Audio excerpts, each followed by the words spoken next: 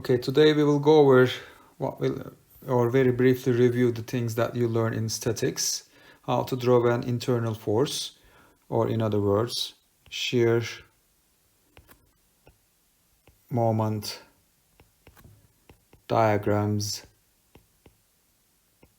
and equations. This is what we are going to review it today.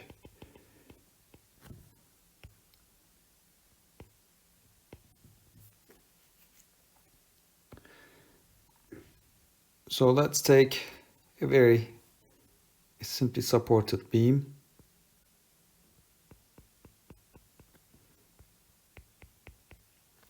So here I have a point load.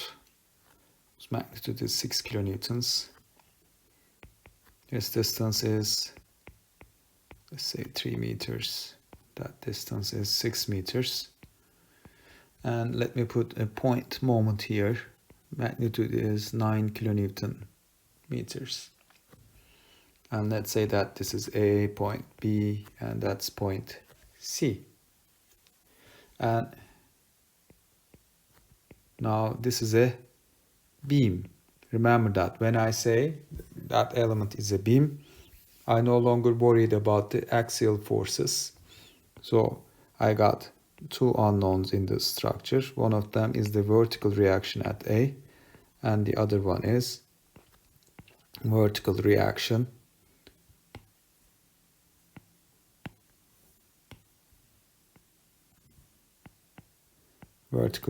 at B. So in order to calculate the equilibrium equations, in order to calculate the support reactions, I have to write the equilibrium equations.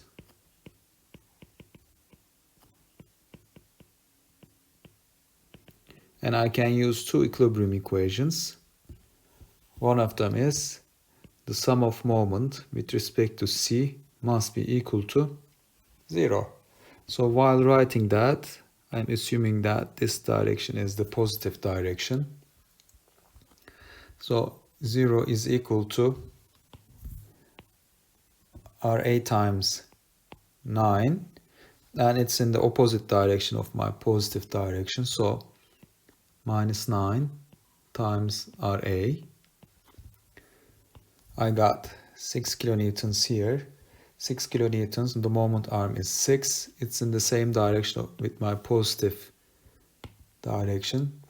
So plus 6 times 6. And I got 9 kilonewtons, again in the same direction with my positive direction. So plus 9. When I solve that equation, I obtain reaction at A as equal to 5 kilonewtons.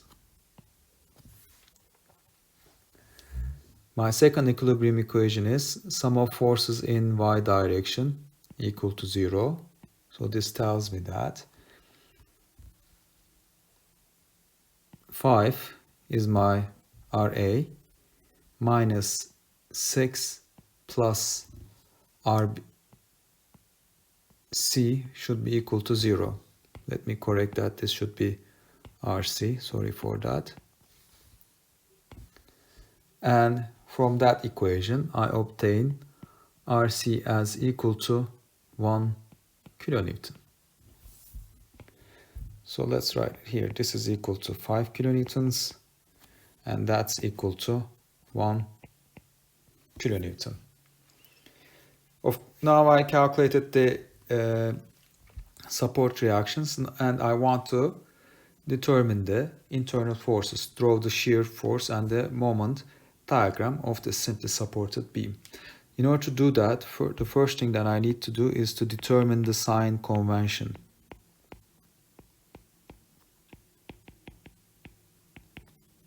And the sign convention that we are using in the structural analysis course is as follows. Here I'm showing all the positive directions. So the shear, these are the positive directions for the shear, and these are the positive directions for the moment.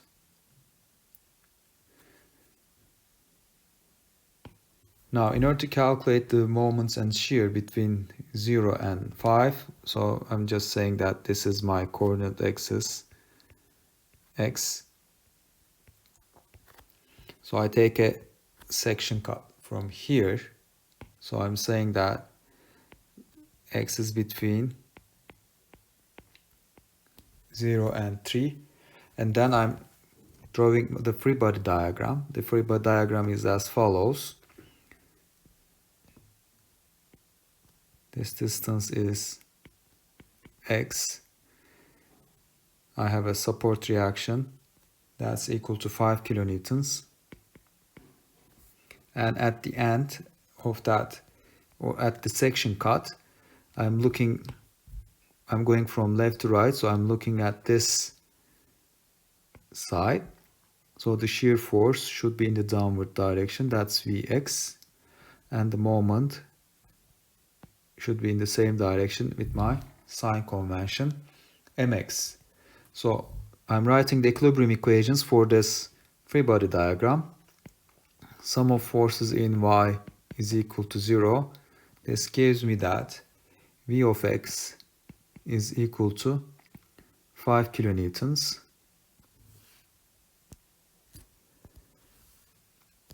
And if I have to write moment equation, sum of moments must be equal to 0.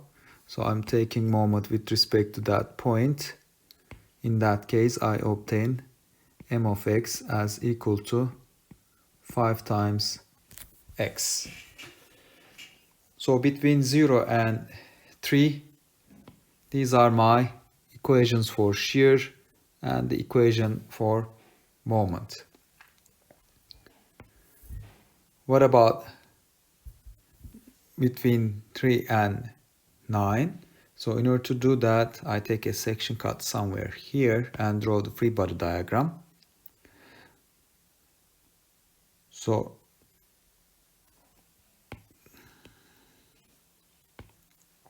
this is the case when x is equal to 3 and 9. And my free body diagram is as follows. So at x is equal to 3, I have this point load. This is the support reaction, 5 kilonewton. This is 3 meters. And I'm defining x from here. And at this side, again, I'm using this free body diagram.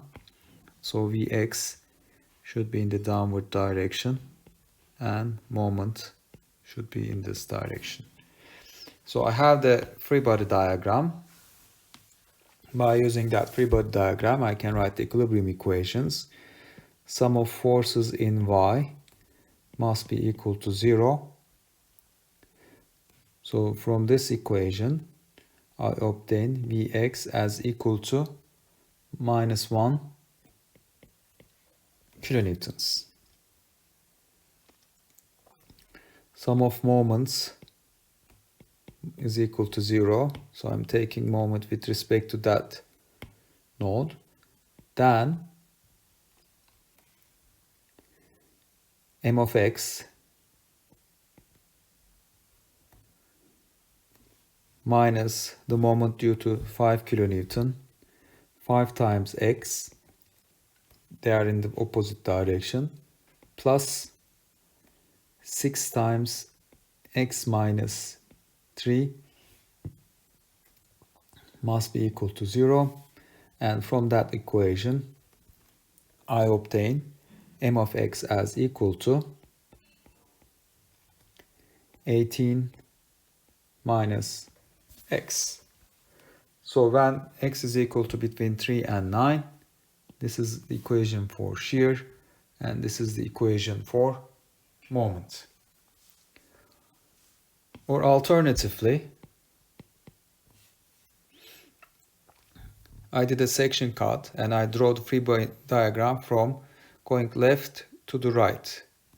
I can use the opposite free body side of the member. I can use this side and obtain the reaction. So let's do that. Let me draw the free body diagram of the right hand side. So here I have a support reaction that's equal to 1 kilonewton. I have a point moment that's equal to 9 kilonewton meters. This time I am going right to left, so I should be looking at this side of the sign convention. So this force is equal to, in the upward direction, Vx, and I have a moment m of x. Now by using this free body diagram, of course, I have to show my coordinate axis, so I'm defining x from right to left. Now I'm writing the equilibrium equation. Fy is equal to 0, sum of forces in the vertical direction is equal to 0. And this gives me V of x as equal to minus 1 kilonewtons. Sum of moment is equal to 0, and from that I obtain m of x as equal to 9 plus x. I'm taking moment with respect to that point, so m of x is equal to 9 plus 1 times this distance x, so it's right here. Now we obtain the equations for shear and moment. Okay, now let's draw the diagrams.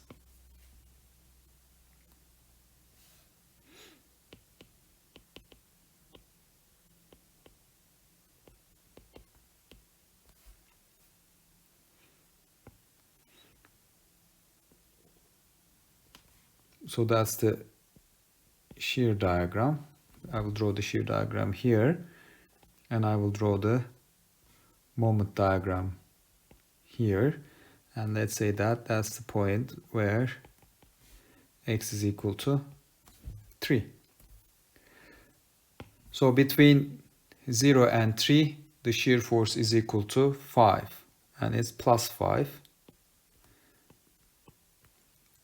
And after x is equal to 3, the shear force becomes equal to minus 1. This is minus 1. This is plus 5. And that's the shear diagram. The moment between 0 and 3, it's equal to 5 times x. So linear variation, this is plus, and at this point that value is equal to 15 kilonewton meters. And afterwards the equation of the moment is equal to 18 minus x. So 18 minus x, it moves like that. This is plus again, and at the end I got 9 kilonewton meters, and the equation of the moment is m of x is equal to 5 times x, and for this one it's equal to m of x is equal to 18 minus x, and we define x from this side. Alternatively, if you take a look this option, let's call this one as x prime. I can write the same equation going from right to left, and m of x prime will then be equal to 9 plus x. Okay, so let's remember some of the important things. Now the area under the shear, right, will give me the change in moment. So the total area under the shear is 5 times 3, and moment is 0 here, so that's why at the end our moment will be equal to 15. In other words, if you integrate the shear, you get your change in moment. Now the order of shear is 0 is a constant, so we see a linear variation and the moment. Now the right hand side of x is equal to 3, we see a negative shear, which shows that the moment should decrease, and it decreases here. How much decrease do we get? The area, which is equal to 6 times minus 1 is minus 6. So 15 minus 6 will give us the end moment, 9 kilonewton meters. The shear is constant, so the variation of the moment is linear. Okay. So let's go to another example. This time, again, I will work on the simply supported beams right now and try to remind you what you learned. So this time I'll take the same simply supported beam. Not the same, but again another simply supported beam, but this time length is equal to 8 meters. And I have a uniformly distributed load on it, which is equal to 10 kilonewtons. Now let's calculate the support reactions. That's a symmetrical structure, right? Same boundary conditions at both ends. The loading is symmetrical, so I can directly say that these support reactions are equal to 40 kilonewtons. If you don't believe me, you can always write down the equilibrium equations and determine what these reactions are. All right? Now, I will try to draw the shear and moment diagrams directly without doing any calculations or without driving the equations. So in order to do that, again, I will draw my sign convention. So whenever you draw a shear or moment diagram, you have to show your sign convention because it describes the positive directions. It's very important, and it helps you, it simplifies the way you draw the diagrams, especially when we start drawing the diagrams for frame structures. So this is plus my positive shear directions and the positive moment directions. Now the shear diagram.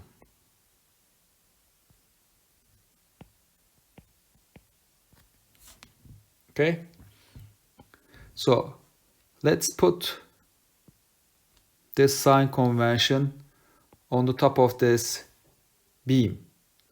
Okay, so I have 40 kilonewton in the upward direction, and here I have my positive direction is on the left hand side, is in the upward direction. So this tells me that the shear diagram, here I have positive 40. Okay, now here let's come to the end of that member. Here at the end of the member I have a shear force in the upward direction, but in my sign convention the positive direction is in the downward direction. So this means that at the end of the member I have a negative shear and magnitude is minus 40. So I determine the magnitudes and the directions of the shears at the end of the first member. So what about the variation in between? So for the variation I should be looking at the applied loading. It's a uniform load. I should write 10 kilonewton per meter. It's a uniform load. So if you integrate the loading, you get your shear. So if you integrate a constant, we'll get a first order equation, which means that the shear will have a linear variation. So the shear diagram should have a linear variation. Sorry, this should be at the middle. You will draw it in a better way. So this is plus, this is minus. Now what about the moment diagram? Let's directly draw the moment diagram also. So at both ends, I know that the moments, they are equal to 0 because I have pin supports and I don't have any external moment. Okay, so these are the end moments. What about the variation in between? The shear, if you integrate the shear diagram, you get the moment diagram. So the variation in shear is linear. So the variation in moment should be a quadratic polynomial. So the slope is at the beginning, we should have the highest slope. The slope should decrease, and at the middle it should be equal to 0, and afterward we should have the negative and increasing slope. So at this location we should have the top point of our moment. So the variation is like that, 0 slope here, and the slope should continue to increase. So do we have a positive moment or a negative moment? Remember that we are integrating the shear diagram. So the area under this shear diagram should give me the moment. So this area is equal to delta M for me. This is 4 meters. So delta M is equal to 40 times 4 divided by 2. That's 80. So this moment here is 80 kilonewton meters, and that's a positive moment diagram. So in this case, I use the relationship between the applied loading, shear, and the moment. Right? If you remember it, EI dx squared to the 4, is equal to minus W, the applied loading. You integrate it, we get the relationship for shear. You integrate it one more time, we get the relationship for the moment.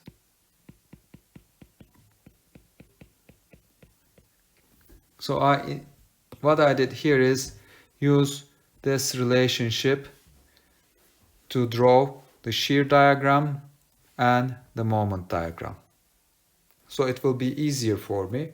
And when you have, it's easier because I didn't have to draw the free body diagrams. And if you need the equations, you can just directly look at that shapes and determine the equation.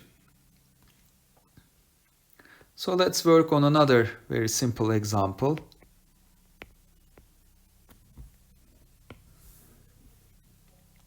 This time, the same structure, but I'll have an external moment, 40 kilonewton meter. And the uniform distributed load is again the same, 10 kilonewton per meter.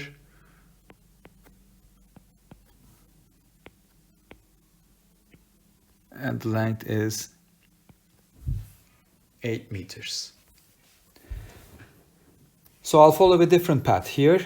Now I will do the discretization.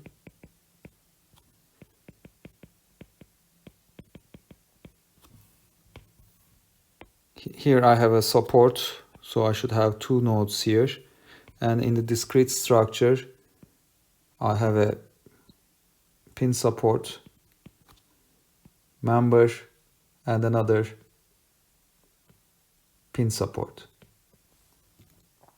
And on that member, I have a uniformly distributed load, which is equal to 10 kilonewton per meters. And at that support, I have an external moment that's equal to 40 kilonewton meters. If you calculate the support reactions, you can do it. I'll just write the results here. This is 45 kilonewtons. This is 35 kilonewtons. So in that discrete version of that structure, let's show the support reactions also. So I have 45 kilonewton here, and I have 35 kilonewton here. Now I will be drawing the free body diagram now using the discrete version of the structure. So I'm showing all the forces in here. Now remember that that's a node, okay? It's just a single point. This node should be in equilibrium. So in order for this node to be in equilibrium, I have the same moment at this side of that point. That's equal to 40 kilonewtons. And force in the opposite direction. Now I cut this thing into two. I have a node and a member. So I should have the same force here. Magnitude is 45 kilonewtons. And the moment here, magnitude is 40 kilonewton meter. Let's go to the other node. In order for this node, for this point to be in equilibrium, I should have the same force here, but in the opposite direction. And I take a section cut. At the ends of the section cut, I should have the same forces, but in the opposite directions. 35 kilonewton. Now I should be looking into this member only and draw the diagrams now. So let's first draw the shear diagram.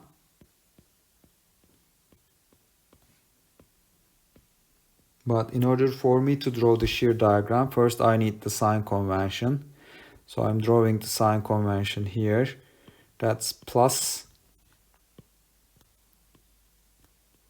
These are the moments, okay?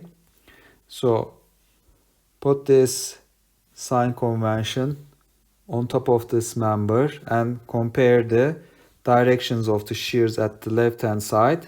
So here it's in the upward direction. My positive direction is also in the upward direction. So I should have plus 45 kilonewton at the left hand side of that member.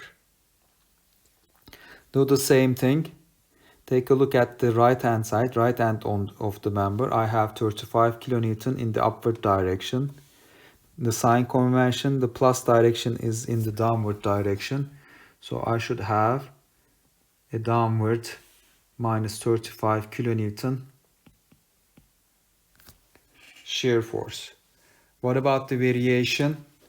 The variation, I have a uniformly distributed load. So the variation should be linear. So I draw a line. I'm joining these two with a single line. So this is plus, this is minus. That's my shear diagram. Now let's draw the moment diagram in the same manner.